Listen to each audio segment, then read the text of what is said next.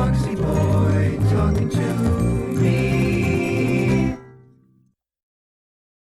The Puka, a creature of Irish folklore considered to be bringers of both good and bad fortune.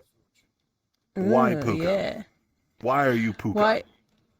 Why am I Puka? Well, I think I'm kind of a weird person who likes that aspect of things, both like being kind and also kind of like could fuck up your farm crops forever, you gotta leave a blessing outside. Like, I mean, I love folklore and everything like that, and like I said, like, the appeal of being a lovable asshole. What's more of a lovable asshole than the creature that like is like, well, you better leave out some of your extra crops or else I'm gonna spit on them and make them go bad.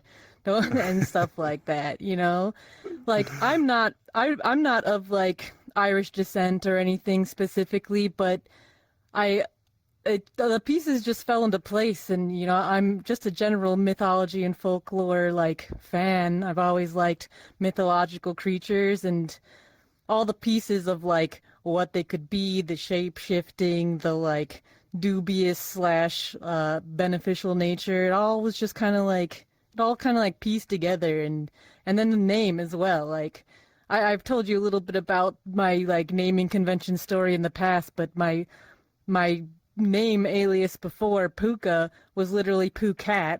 So it was destiny, Foxy. It was I think destiny. it was just Now wait a minute. You said poo cat. So you mean like a cat that's a little poopy? Don't even. Hey, you want to be mean kids from my high school? Come on now. But I don't know. That one was a name that came from before fur cons, like in my adolescence, like as a young teen and everything. I was like in the anime scene and anime cons and stuff, and it was I don't even know how it happened because it's so long ago, but I was like messing around with a couple of my friends, and the one just like called me Pookagoat, and that just became my online alias. Like, where do people's names come from, right? It's just like weird things how you Right. decide what your name is, and that just But like stuck and was my name for a while. well, so it's an evolution of naming conventions, but you did have a choice though with a goat. Why are you a goat? I think that, like, so initially I wasn't a furry. I was just like a weeb. And as a kid, The slow descent into madness. you started to be like, no, furries are weird. I just like anime, it's so cool. So, like, I was just like anime weeb character, just like cool person with like demon wings and a demon tail, and that was my like teenage like anime Sona character or whatever, right? It's not a phase, Mom. Yeah, and like some like weeb people or whatever, like I was in that culture of like, oh, furries are weird. I was going to my anime cons and be like, oh, there's a furry here, they're weird. Unfortunately, I can sympathize with people with their dumb opinions now, because I'm like, I understand. I was there as a kid until I kind of like got into it more and was like, oh wait, this is actually art and cool, and I love animals, and oh no, this is awesome. But when I started thinking about furries, like kind of more, which was I was in live journal communities and like literally Oh, wow. I was in like, yeah, I was hey, a live journal is, everyone no, there's your age test. You heard a live journal? Live journal. I've read so many threads of drama about Becky said this to me at the dance. Furry Oh my drama God. communities was what I got into furry initially, was literally live journal like furry drama communities, as a weeb being like, I don't like furries, I just like looking at all these people's And you like characters 'em. and stuff. I'm It's not just feeling cool. I like it. I wasn't even there. I wasn't like a huge hater or anything, but I was just like, haha, this drama's funny. I'm a teen and all that stuff. But then I was like, man, I really like looking at these characters. They're sure cool and stuff. So I guess it was like, I started thinking about it like, well, if I was a furry, I'd be and literally the first thing that I actually was like, that'd be a cool character. It wasn't a goat. It was a Goodfellas tree kangaroo. I don't even know if you know what the hell that is, because I does anyone know what don't. a tree? I didn't either. I just was at the zoo and it was in the one exhibit. They didn't have a sign for it. It's this weird. If you look up a Goodfellas tree kangaroo, because they're really beautiful. They're like, they don't look a lot like a kangaroo. They're kind of this like weird mammal with like they're orange and white marbled and they have like a really long tail. They're kind of like sloth-like or like I guess I'm sure they're a marsupial, I presume, because they're a tree Image kangaroo. on screen now. Yes, look at how beautiful it is. Look at their tail is stripy. I was like, I couldn't. They had no sign, so I had to like. Have you ever gone home and tried to figure out the name of an animal when you don't know what the Oh animal yeah, is?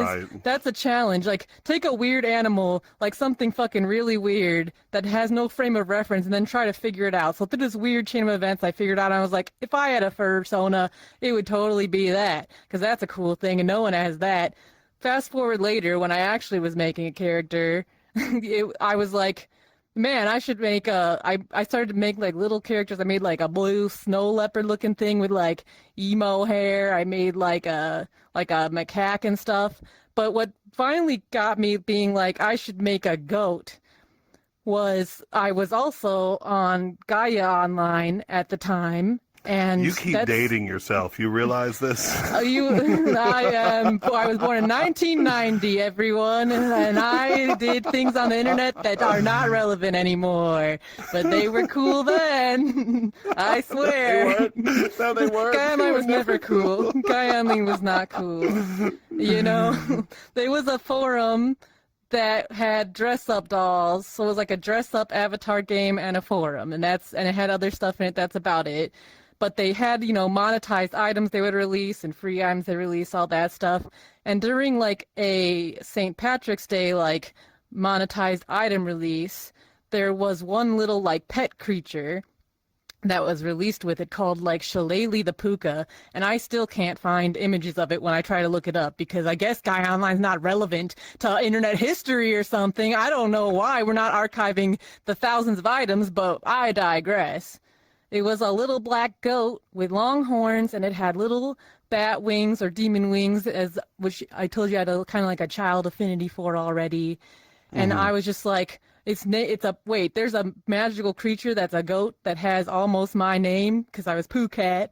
It's almost my name, and it has little wings like I like, which I don't think they canonically have. I don't know why someone added that, but Yeah, And yeah, and my birth like horoscope sign is a Capricorn, and I'm not a big like horoscope person or anything, but I do love symbolism and occult and all that stuff just from a like that's cool because I like mythology. I like all that stuff a lot.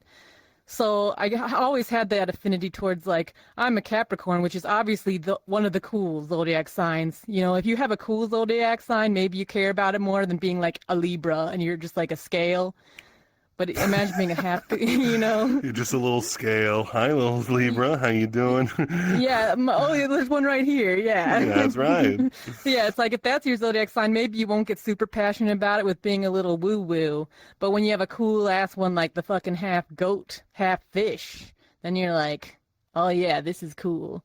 So that's a very long-winded story of how I even got interested in the furry and then like ended up becoming a goat because I was like I found out what that creature was. And pukas are not canonically just a goat, they're like shape-shifting creatures, and I think like horse might be one of the more common, horses and rabbits, but goat is on the list along with other things. And I just was like, I don't know, I guess I like goats. Who doesn't? People love goats.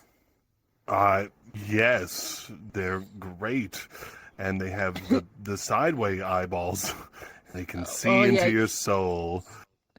Though I love an animal that just stares blankly and slightly threateningly. You're like, ah, you're so sweet. Well, aren't you are slightly threatening. You have a lot of what's I don't know if the word biblical themes or omen-like themes, or I mean, recently I saw that you posted on Twitter a biblically accurate angel Chan, "Be not afraid, Baka," Yes. and I've I'm so also glad you seen. like that. I love it, and I've also seen a what somewhere along your bios and stuff. It's like, my true goal is not to lure in as many souls as possible or summon forbidden dark powers using Hey, this site. it said it's not my No, true goal. That's not my not your true true goal, goal. So Foxy. tell me a little bit about this sort of, I don't know, like mischievousness that you got going on, because you do light RP throughout your streams and stuff. Yeah, well, roleplay is such a kind of underrated aspect of our interactions in VR and stuff, in part because, like, not everyone wants to get into that headspace of, like, I'm literally role playing as a person versus, like, we're just here interacting with each other and everything, right? But, there's, especially with the stream, it's the character is a mischievous spirit, and, like, it's not necessarily like, oh, it's some all powerful demon or something. It's more like a fairy entity that has fucked around with too many things and is role playing as a demon to, like, acquire, like, power and, like, become more powerful and get things, right? Or just mess around with people, honestly. So it's I've always loved mythology and stuff, like I said, and I love especially any kind of entity that's more of it's questionable. Like, it could help you or it could hurt you. You've got stuff like Baba Yaga, the very famous, like, Russian witch who's, like, mostly evil, and I love a hag. Honestly, I love a hag character above all else, and she's kind of the OG, like, power hag with a house with chicken feet. That's just a power move, honestly. That's a very big power move right there. It's amazing. But there are stories where, even an evil character like that, like, helps people as well. If you, like, we think of how an aspect of furry is, like, a lot of furries are like, all right, we're gonna just instantly be best friends, and, like, I'm already petting your head, like, we met 5 seconds ago, and I'm petting No, your thank head, you. and No, yeah, thank you. I've never been, I've never been that, but that's an aspect of furry community for a Sure. lot of people, and people who want to find that, like, it's a good way for the people who want that to find each other and do that together. But for me, it's like, I have never been attracted to that, but so it lenses my character and my role play to be like, oh no, I'll destroy you. Do you want to come near me? I will absolutely, like, annihilate you and stuff like that.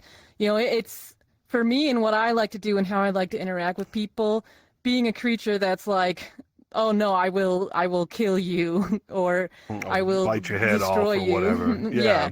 Yeah. That gives you the casual and friendly room to, like, reject things you don't want to interact with, or, like, play off almost anything. It's a fun character to be and an attitude to express in VR, and it's fun for me, and I mean, I guess that's why I was kind of attracted to it. This is smart. This is real smart, because, like, people come up to me and they're like, "Can I hug you?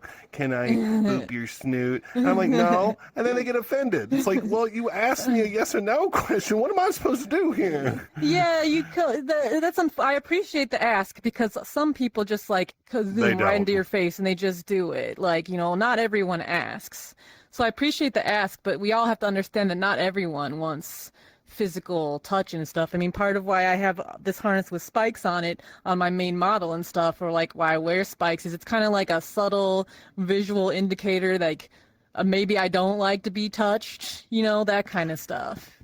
Do you have the spikes on your fursuit? Because I'd like to actually talk about that, because your suit is very close to the thing that you're actually wearing in the digital space.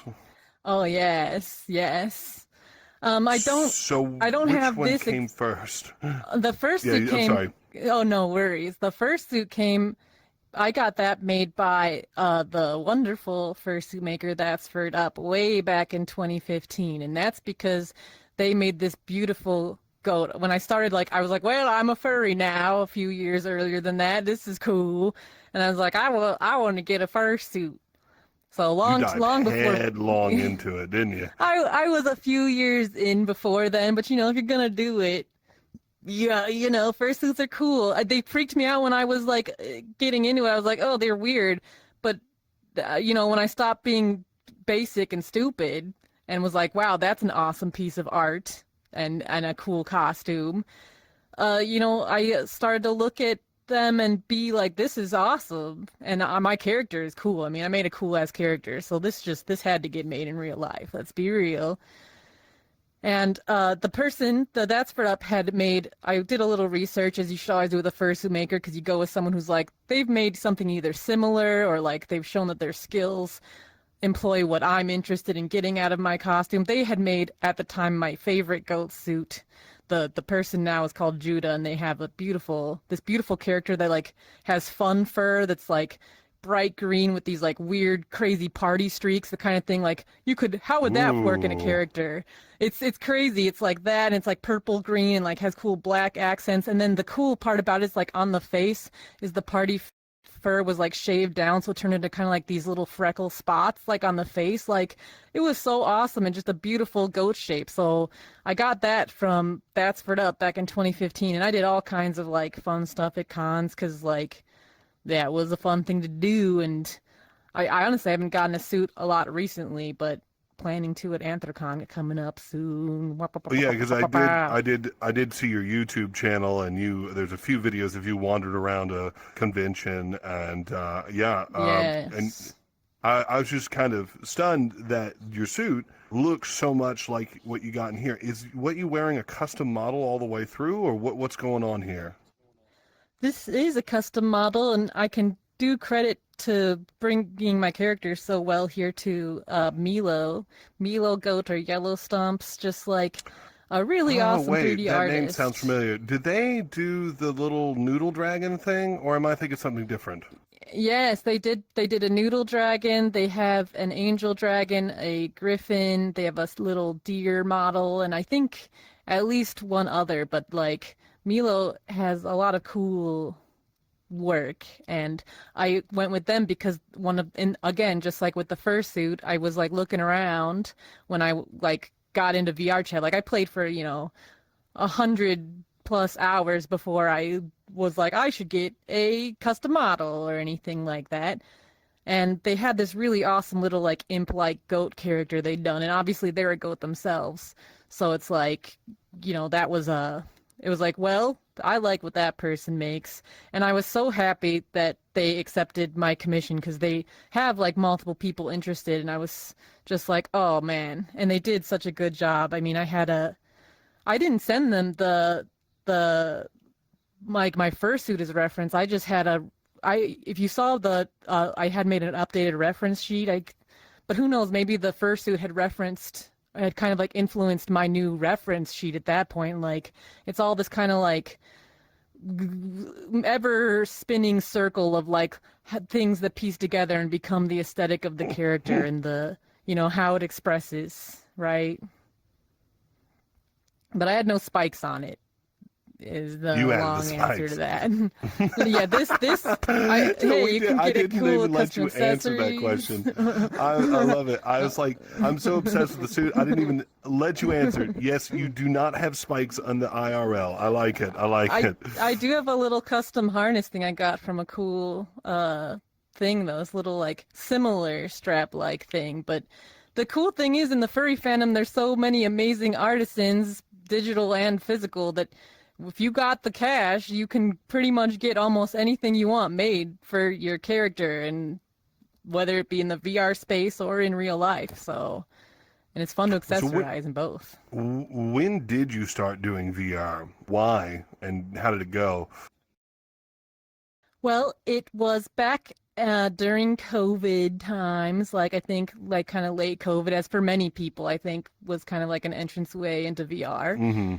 But I didn't know that VRChat had a desktop mode option because I did not have a very good computer at all, and I didn't even know like, oh, VR.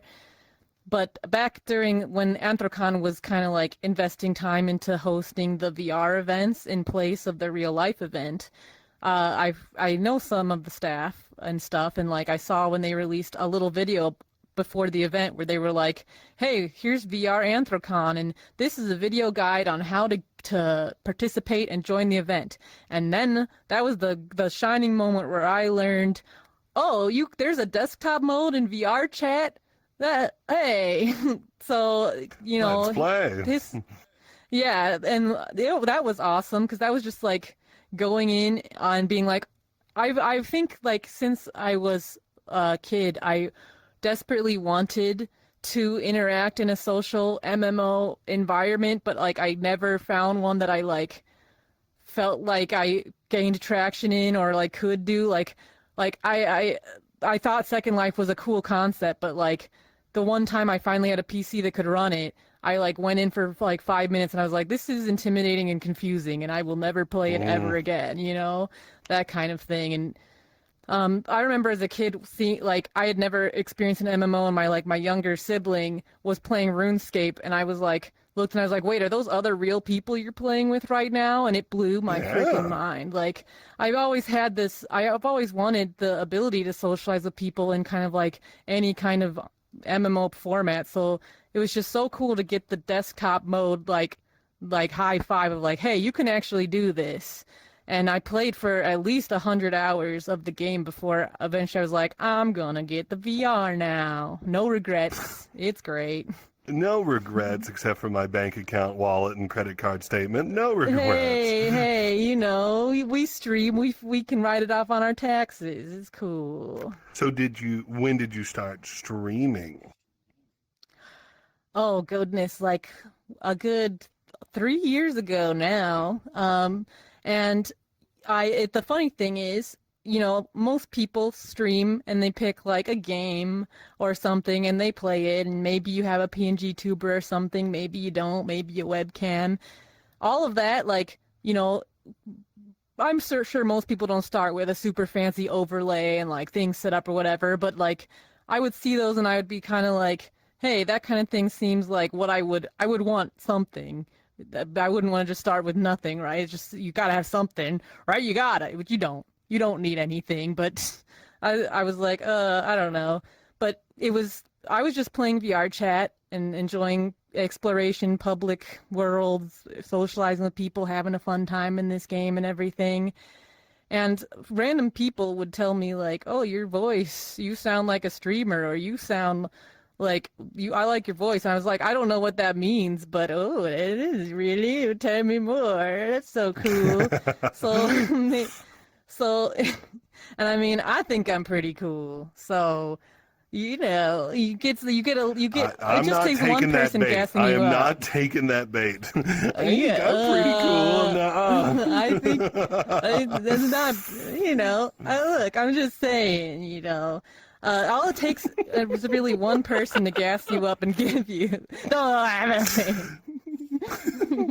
I think you're pretty cool too. Okay, I said it. There, you got it. I think you're pretty cool. No, I think you're pretty cool. You're pretty cool. I can't twist my neck like that. What, like this? That's not that weird. I just popped it. I heard a pop wait, my bird. too. Ow.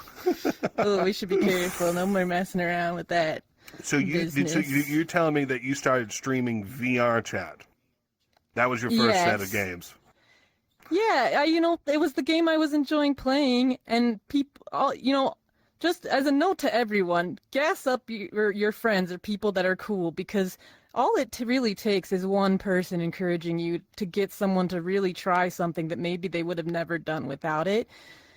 Because I just started doing it, and there's something funny about, like, if you want to talk about baseline, like, the effort you put into a stream, like, as a new streamer, like, how impressive is, just me sitting down and starting a computer game up, like, how much is that differentiated versus, like, the camera in VR chat, with the Index headset that I use I started with the Vive, but I went on to the Index. But like, it has a decent mic already because I didn't really have a mic or a webcam at the True. time anyway either. So, that's kind of an aspect. You need to be like, I need the hardware to stream too if you don't have like a microphone and all that kind of thing.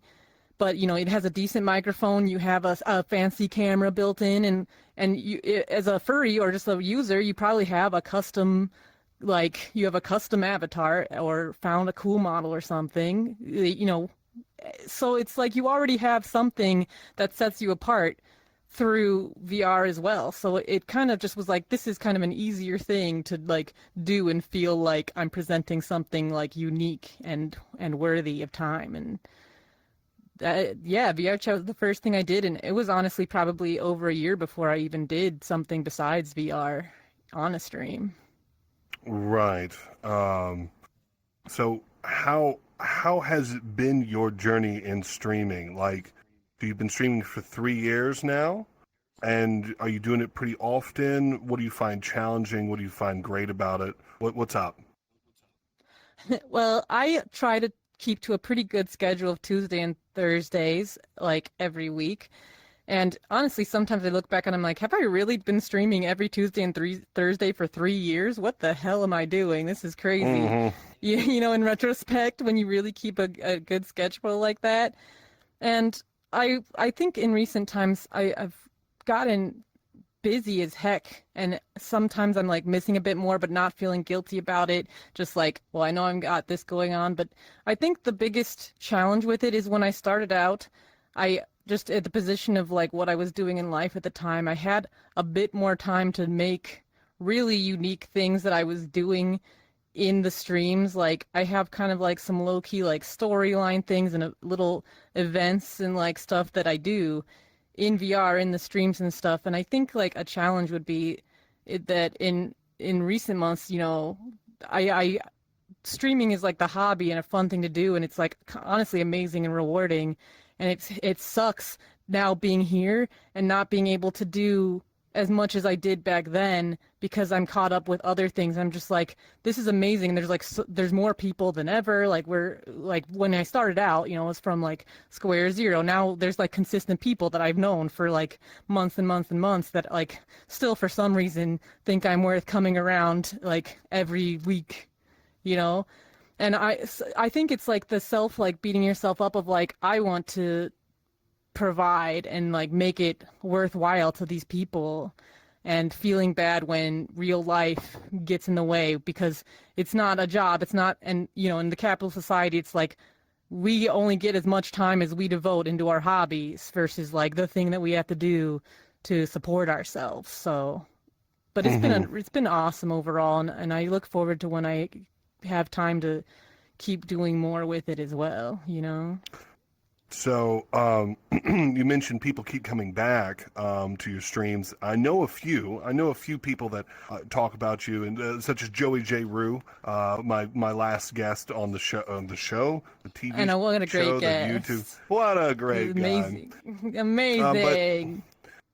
tell me a little bit about your community. I see that when you do VR chat streams, you are surrounded by so many people when in VR chat. I can't do that. I personally can't do that. I can only have maybe like 5, 6 people around me, and then I'm overloaded and I can't do more than that. And they also have to be incredibly vetted, but I don't think that's the case with you. I see a variety of different people in your streams. So how do you do that? Why do you do that? Tell me about that community that surrounds you.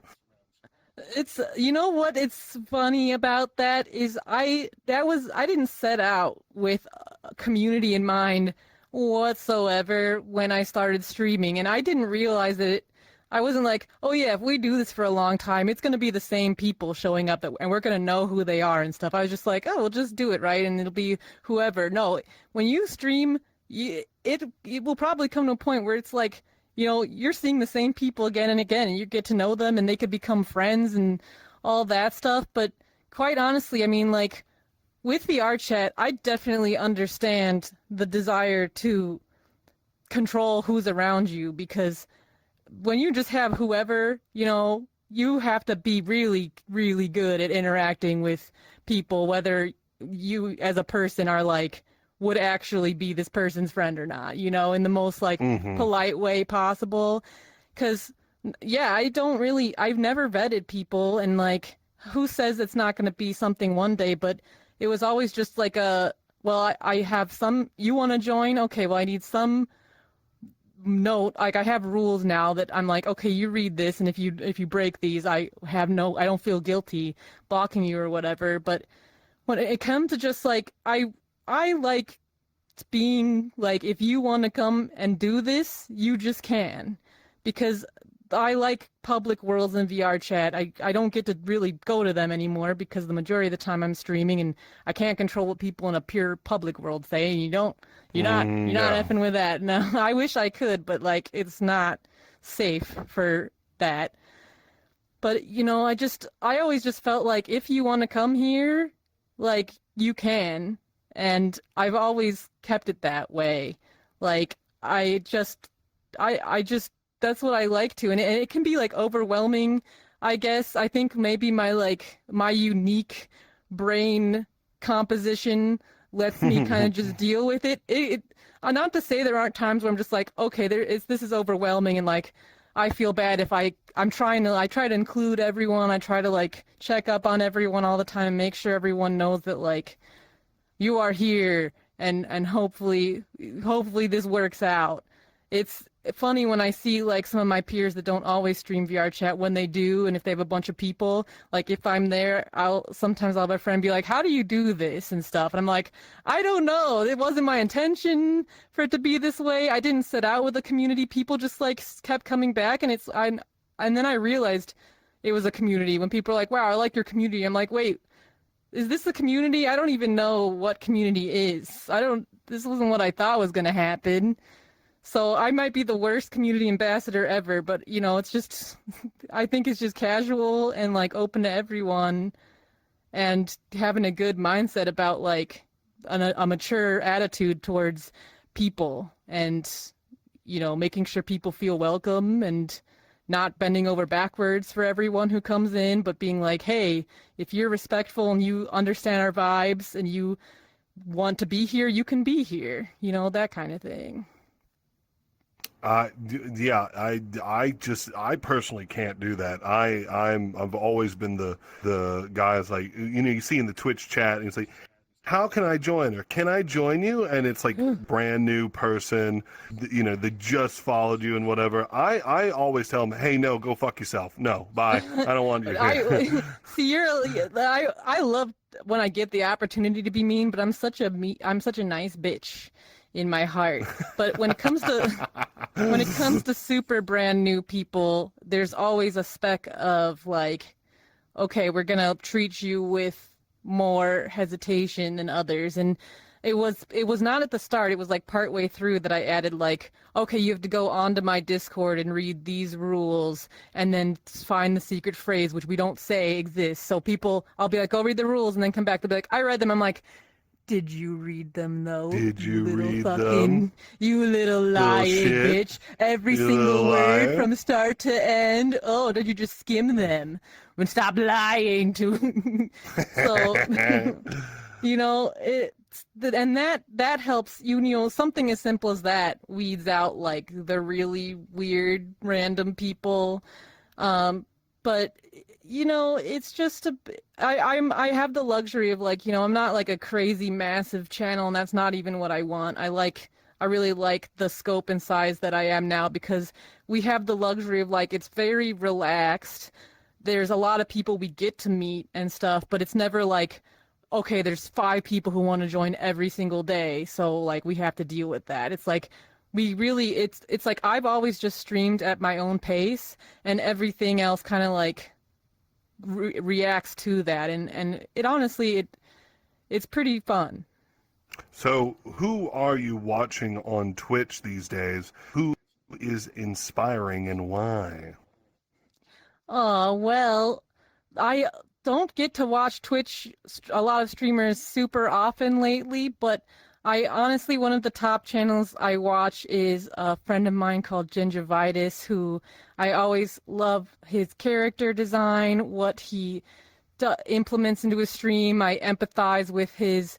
I have a bunch of cool stuff I want to do, but I'm working on it all the time in my spare time. And like, we're just like, oh man, I can't wait to see what you do when you get to do it. Like, and he's always such a nice person to me. And other than that, like, honestly, Foxxyboi, I've been like catching on your streams recently and they're awesome. I think that I always am trying to look for VR chat streamers that I appeal to me, and I have very specific desires and stuff that I'm looking for in that. Like, I don't really vibe with the I'm just standing there and like wiggling around and being like, oh hi, blah blah blah, hello. No hate on anyone, but like that I'm always like, I am not. People. For me, not them.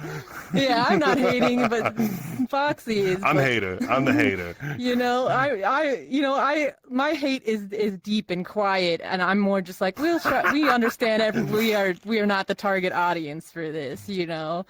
But you know, I can't watch that kind of thing. I try sometimes because I'm like, what is it that other people like to watch on here? And I'm like, I don't get this at all. But like, yeah, I have no clue what is attractive in a VR chat stream or a streamer, and I do see a lot of people just stand there or lay down there, and then you and we're running around going, look at that, look at that, look at that, punch that guy. That's what I like, and it's so hard to find people doing that. I'm like, well, I know that most people come on VR chat to hang out with their friends, and vicariously that's what a lot of VR chat streamers are. It's basically a normal just chatting stream, but instead of a human on a webcam, it's a person in VR chat, right?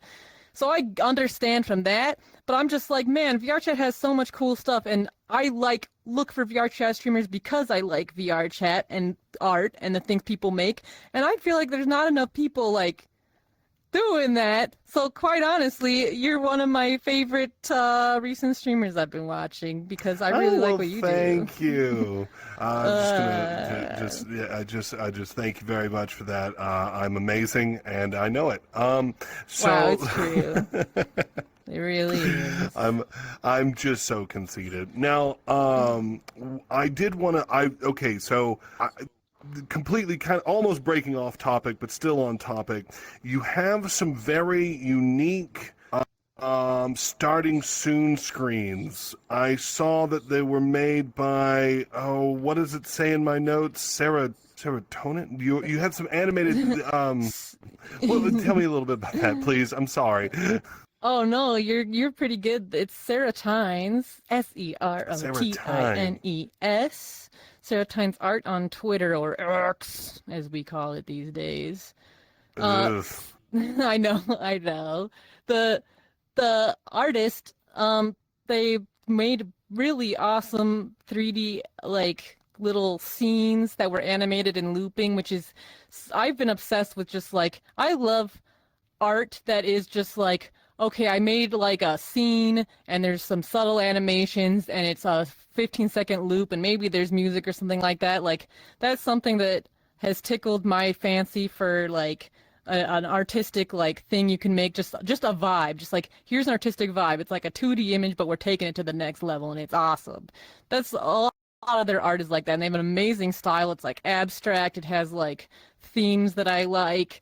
I was like, man, I love this artist. So when I used to just have like a random image for that kind of thing and stuff, and over time I'm like, all right, cool, let's find something to commission for this, because streaming is such an awesome platform to use commissioning people, because in the furry fandom lots of people commission, but like sometimes it's just, I just have a folder, a bunch of pictures of my character, and that's all well and fine, but I love how streaming is this amazing platform to use the things we commission and and like show them off, and like it's such a cool way to just like express so many things. So I had been a fan of Serotines, and I was like, I just reached out to them because I was like, they make these little looping animated things. So I'm like, could you make like a screen sized one as a stream starting soon thing for my stream? And they're like, yeah. And I'm like, all right, here's like a loose concept. And I did this like sketch.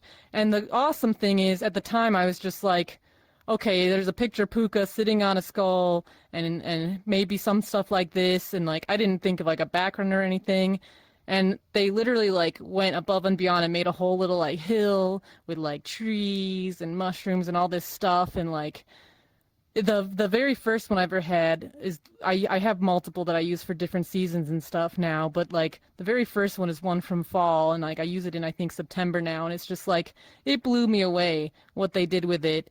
And it honestly it opened the floodgates because then I was like, okay, can you make like a Halloween edit? And I was like, okay, can you make one for this season and like all these different things? And I would sometimes like early on I'd just be like, oh, just make a winter one, and they made like one of Puka skating around in an ice rink from scratch, and then like I'd do some that were like, okay, here's like I made a whole sketch concept of the kind of background it'll be in and this for this because like I was inspired by them. It's a whole like steel sharpened steel kind of situation where they made this beautiful, awesome thing, and I was like, yo, let's keep doing this, and make a layout like this, and then they'll take it and they'll like dial it up to 10, and I'll have to show you sometime if you're interested. I'll show you like a concept that I sent them for one, and then the amazing like final product they did. It's just so cool to have a piece from one of my favorite artists. That for will my now be stream. appearing on screen right now. Wow, it's so beautiful. Look Holy at cow. that. There's the sketch concept, okay, and then Wow. the It's a good final sketch. product. That's a Wow. really good. We're seeing this in real time right now, aren't we, Puka? Commission artists. Yeah, I love it. See how cool an artist can interpret your idea, and even if you can't draw Crazy. an amazing concept sketch like I did, like a 10 out of 10, like best concept sketch ever. Like a lot of artists love if you can give them like a general idea, and it can be like stick figures and be like, I want to lay out like this. If you ever have an idea when you're commissioning people, ask them, and they will often be like, yeah, hell yeah, you can get exactly what you're looking for and more. Commission your local artist today. So, you've commissioned this artist, but you yourself are a skilled. I don't like to use the word talented. Skilled professional artist. But I notice, yeah, because I know you should not supposed to say, "Oh, you're so talented," like it came from God, and it's just like, "Oh yeah, I can do this." No, you practiced at it and made it better, right? You're skilled. Am I wrong with that statement? I don't think that's wrong. I understand. If you have any kind of like vaguely religious family background and you're an artist, I guarantee you've heard someone at some point be like, "Oh, it's God blessed you with this talent. That's so wonderful." Like, yeah, I've heard that too. It's like, thanks. Yeah, it was God. God gave this to me, not me drawing since I was like 10. It's But you, cool. you yourself are a skilled artist, and it's clear that you could be making all of these different things. But I see, and I don't know if I see it with other artists as much as you have, but then again, I have been focusing on you the last week doing research. You are involving yourself with all these different artists and getting commissions for stuff. And like, I mean, you just look at in your avatar list. You have all these little custom avatars, and you're crediting all these different people. They're not all the same. You're reaching out to everybody and involving them. I really like that. Yeah, it's such a cool way to support a lot of different people, and like the whole thing is I can do what I can do, and I have the skills that I have, and by all means we should always be trying to learn other skills, but sometimes you're like, well, I could learn to do that thing, or I could pay another person, which is great. I love giving money to other people, especially artists and furry fandom people, to create it for me. And it's just that beautiful collaboration. The furry fandom is beautiful when it's collaborative, and streaming and VR and all that stuff is such a good way to do it. With my fursuit, I've made a fursuit head, and it's not shabby at all.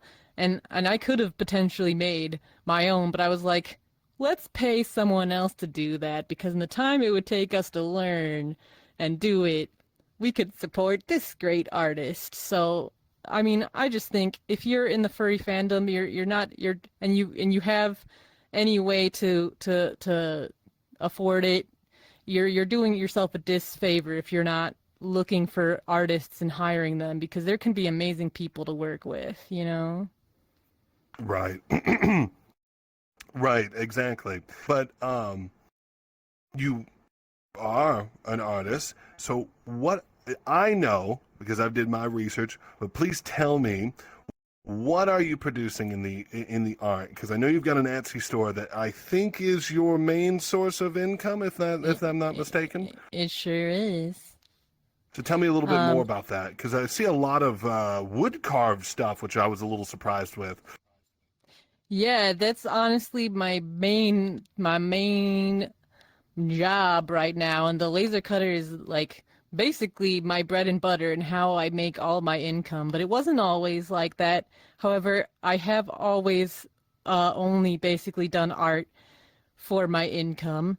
You know, I was always doing 2D illustration forever as the baseline way to get into creating and learning how to make art and images and all that stuff. And uh, I got into selling at conventions because I was kind of side involved in some con staff people a little bit. I was like kind of tertiarily involved with some people who were involved with cons. And when I was going to them, I would see a lot of people selling in their artist alleys at, anime conventions. And, not just 2D art, but also like crafts and stuff. And like I'm also like kind of crafty, and I've always liked making weird little things of various quality throughout my life.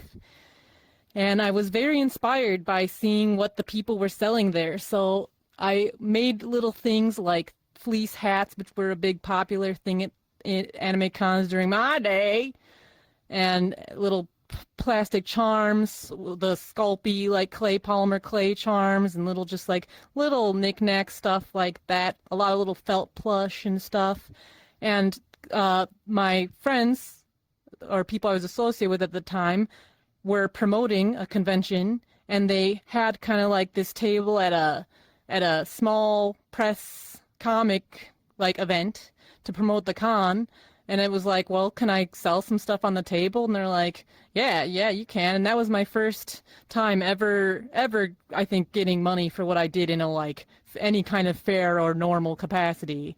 So I was just sitting there like, and people were buying my stuff a little bit, I made a little money, and I was like, wow, okay, this is awesome. Now I'm going to do this more. And, I produced more, started getting like, I think my first like major actual table at the con that they were promoting there and stuff.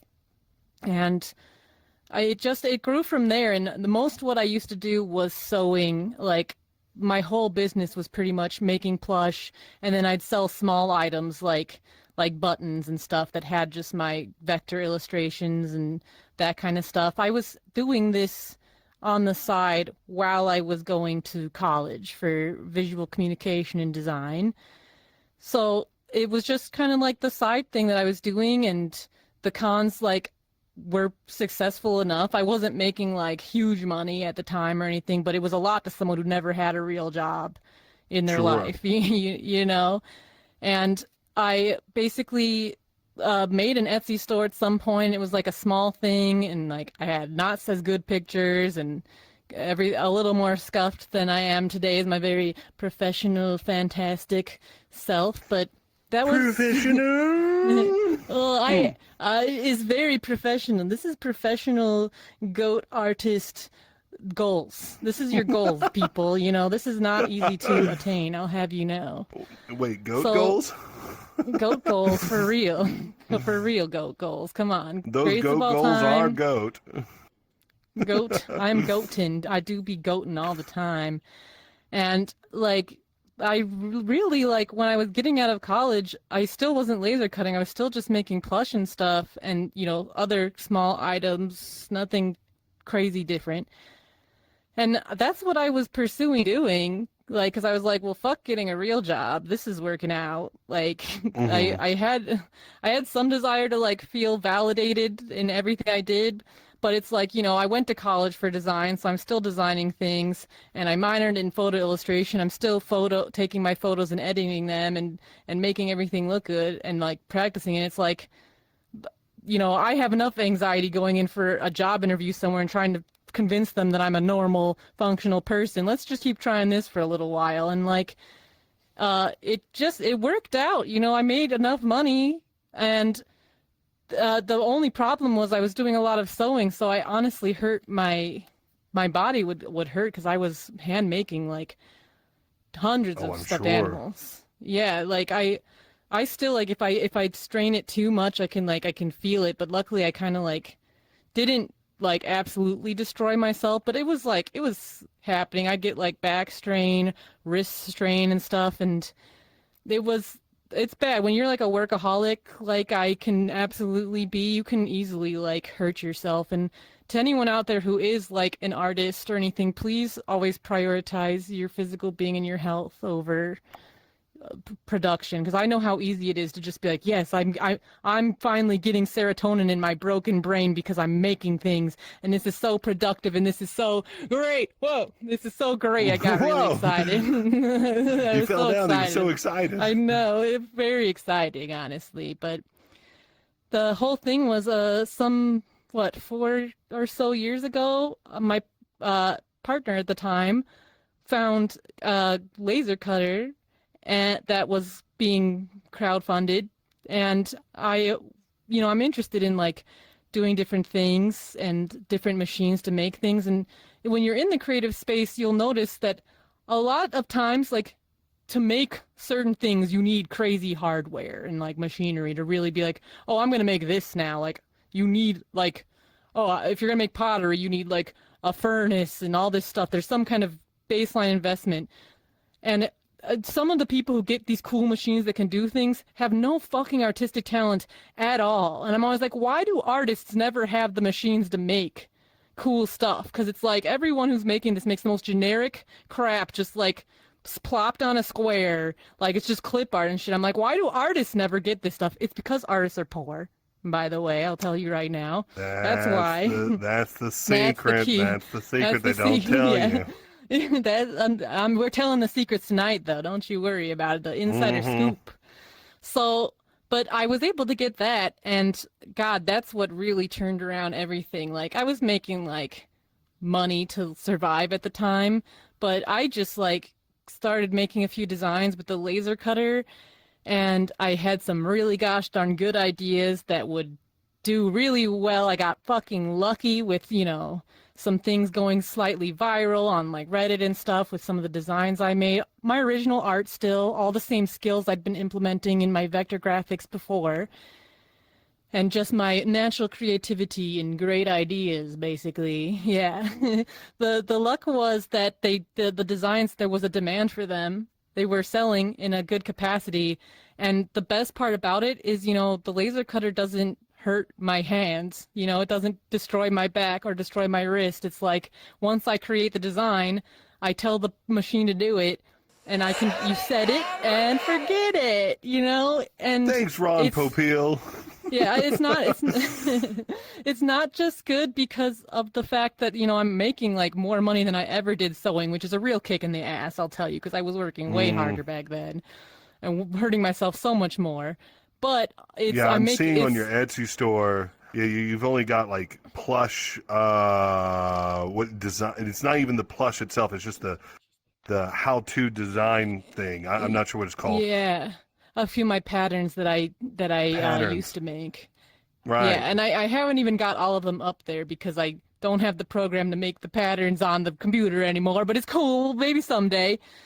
I mean, that's I used to sew a lot, and it wasn't a really thankless or whatever the correct terminology is. It wasn't. I didn't. I'm making way more now, which is nice. Obviously, because I can support myself so much easier now, and like, I'm like, wow, I'm a real business. This is pretty awesome. But also just like what it does to me is I can live healthier because I'm like, I'm not destroying my body anymore and I'm making more money. Isn't this funny how the world works? So a lot of laser cut items is my main bread and butter now, and I got really lucky, but thankfully my ability to make adorable wooden animal couple items is top notch apparently. I've got I've got this one question, but it can be loaded. So what do you think no one is talking about in the art community? Well, yeah, that could be a little bit loaded, but I think that I wish people were talking a little bit more about people having responsibility for where they're sourcing their manufactured products from. That's an issue that like Oh, I don't yeah, I don't want to stir the boat because I know that though, the world is controversial at large and people are doing all kinds of stuff to make do and stuff, but I think that there's just not enough people that care about how in furry dealers dens and artists, not just furry but like all artists, right? These days, it's very different than it was when I got into it. There's a much larger world of people getting things made elsewhere, like much more like grand or like real products. Like I've seen people selling like socks that they got manufactured and wallets and hats and things like that, where back in the day you didn't really see that being made by like small time artists at all. And like it's cool because we're like, wow, this is artists are getting their own things made, but no one ever questions like what are the conditions that these things are being made in? What is the quality of the items? It's like we have that kind of mentality to some degree with real world products. I mean, let's be real, unfortunately people are so give a pass to it all the time. That's something I care about, but I think the majority of people just like blindly consuming. This is the age of Shine and Temu and all that crap. But it's like oh, what right. yeah, and it's just like I feel like I wish there was more transparency where people are getting things made in China or made in question mark now and sent in a box, and they cutify it, and we're all just like, "Yay, this is awesome," but there's no like, what were the conditions that these were made in at all? Like, it gets a complete pass, and for me as an artist, if I am being the direct person who is making something get created, I wouldn't want to be putting my art towards someone being abused, like a human being being taken advantage of.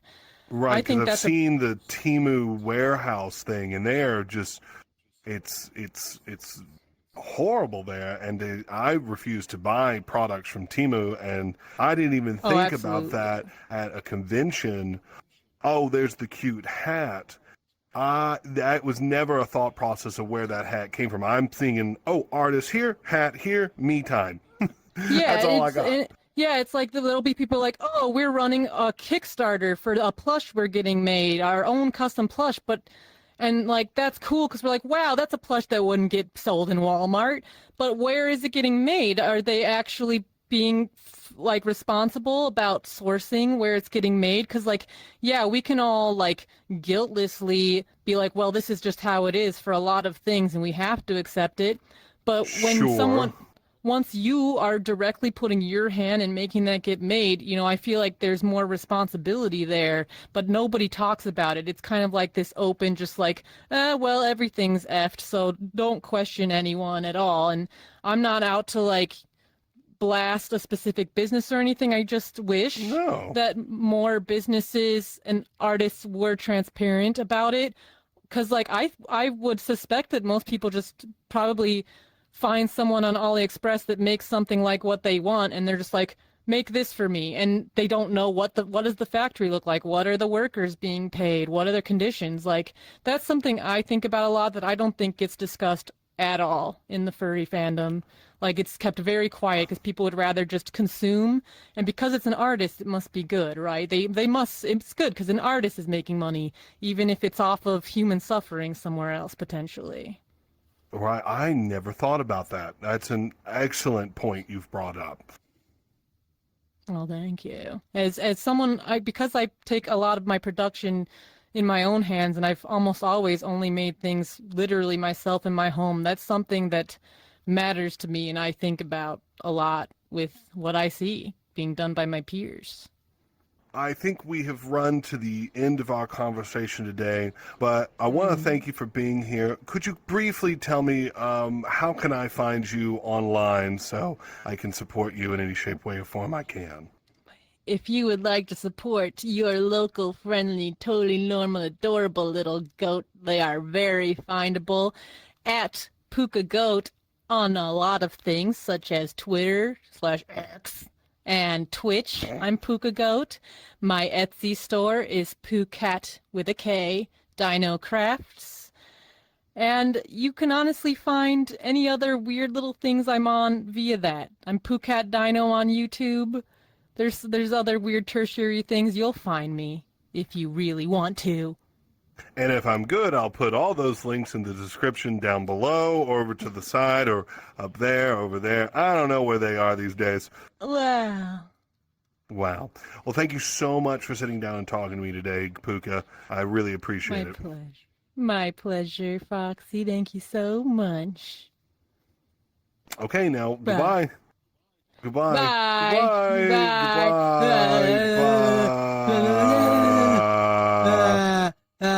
Oh, that's a tongue. Touch it. Grab it. Grab it. Oh.